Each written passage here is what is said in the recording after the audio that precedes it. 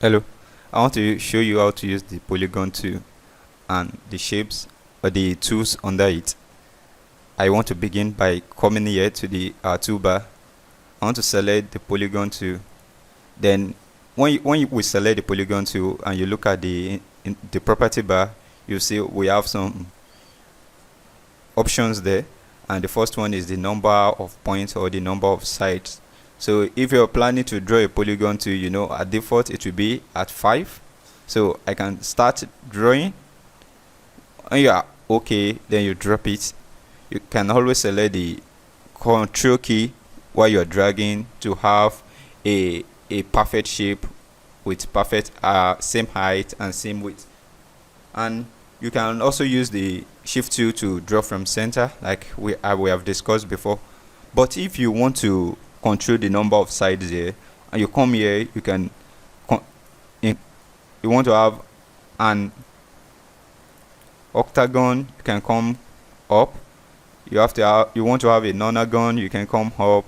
You want to have a decagon, you can, with 10 sides, you can always come up. But if you want to have a triangle, you can still come to 3. And if you want to have something with 4 sides, you can come to this. But another thing that you can do with the polygon tool is that you can, with the help of the shape tool, you can manipulate the nodes and you can get something like a star. So I will do that for you. I'll select the pick tool. I'll select the pick tool, and I'll come back here, select the shape tool. I'm zooming in.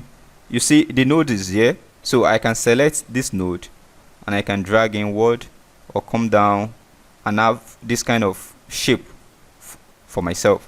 So you can use the shape tool to manipulate a polygon node and have a star.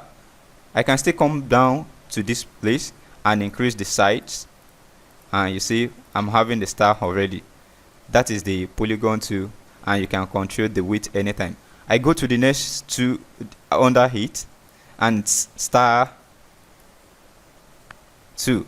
So we already have something like a star, but we formed this out of a polygon tool, but we have the star 2 itself. So all just need to do is, after selecting it, click here, drag, and you can have a 5-side star, and you can control the number of side or points. Just need to increase or decrease this side. So maybe if I want something, a star with 25 sides, I can control it. But I need to zoom in. See, this is the sharpness. You can see the sharpness of the star from this point even to this point, and the same thing applies to every other point. But you can control the sharpness. At default, what we have here is 53. You can increase or decrease it. Can decrease it. When you decrease it very much, you can use it for to make a seal. You can use it to make a seal. For instance, if I remove this very well and I fill it with color red, to be looking like a seal. So you can, if this is not okay for you, you can increase the sides. If you want it to really look well like a seal, you can increase the sides. Then if the point sharpness is still much, you can manipulate it and still reduce it. So you can see we're having something like a seal already. You can control the width, the outline, like I did. So I'm going to the next one. We have the complex star. The complex star are just interwoven polygons or interwoven stars. So this is that. You can control the size also. You can control the size, you can control the points. At default we have 9. 1 2 3 4 5 6 7 8 9. So I can increase it. This can look like a petal of a flower. I think rose. You can always manipulate the point also. You can do that as you want. I'll be going to the next two. The next two is the graph paper tool. The graph paper tool, all you just need to do is to select it also, then come and construct your graph. You can always control the column. We have the number of column I have here is 17 by 14. If that is not what you want, you can control it. Just all you just need is to delete the one you have drawn, then control the column by pressing this, then you control the row by increasing this, then you can start drawing to make a graph paper just the way you want. You can use the graph paper the same way, but it can come to a point whereby you can separate, manipulate the graph paper, and I'm sure we're going to get to that point, but we are not dealing with that now. So I'm done with that. I can delete it, so you permit me to delete everything. So I want to delete everything by double clicking on the pick tool, and I'll hit the delete key on my keyboard. I'm going to the next one. The next one is the spiral tool. The spiral tool I'm drawing. After selecting it, you can control the number of revolutions we have. So I'm doing that here, and I want to create another one. This is the one with just one revolution. When I come here and I increase it to 2, you will see the 2 revolution is here. You can hold out Control to draw a perfect one, and you can use Shift to draw from center. I'm coming to 3 revolutions. See, that's the 3 revolution spiral. You can increase it and make many revolutions you want. So this is a 13 revolution spiral. So if you want to draw something like an hot plate we use, or you want to draw something like a coil, so this spiral tool will help you out. I'll go to the next 2 here, and the next 2 is the basic shapes. The basic shapes are just the fundamental shapes that CorelDraw thought we need, like love shape, smile shape, and other shapes here. The water droplet shape, this is it here.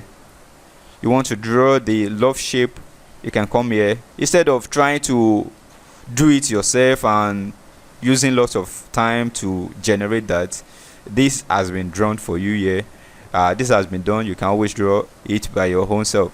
You want to have something like a cylinder, or in form of this shape, you can always use this. And when you look at this, you see something like a diamond, a red diamond in the middle. We call this one glyph. This one allows you to manipulate some part of the shape. So when you hold down on it and you drag, you can see you can always control the starting point or the height of the shape. So I'll go to the next one. You still have smile. A smile is here. I just want to use this also. I'll draw it, and you can see the red glyph is still in the mouth of that smile. So I can come there and manipulate the smile, make it from the top, controlling the face, not only the mouth. So it's altered the mouth of the icon, so that's forming something else. So you can always manipulate that also. I'm going to the next shape.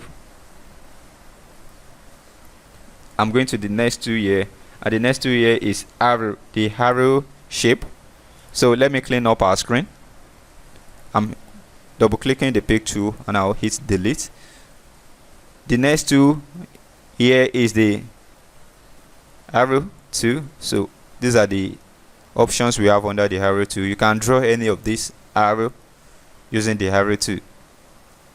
So I'm drawing this. I can control the shape using the glyph, the red glyph. Then I will go to the next one, a diversion arrow. I can draw that just here, so you don't need to waste time doing all this. You can always come here and select the other options we have. I'll go to the next shape. The next tool here is the flowchart shapes. Any shape that has to do with flowchart, you can always come here and do it.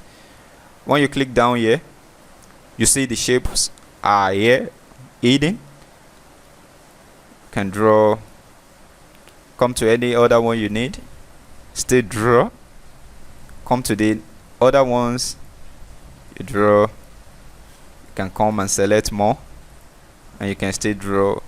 For every of these tool we're using, you know, they have their width. You can always manipulate the width. You want to increase the thickness of the line, you can do that by coming here, the outline width. So I'll go to the next one. The next tool we have is the banner shape. So I want to clean up the screen by double clicking, and I'll hit delete. I'll come back here, I'll select the banner shape. The banner shape allows you to draw this, anything in form of banner, or you want to draw something like a ribbon, you can always use this one. And under it we still have some shape here hidden. Hold down, I'll select this one, I'll draw. You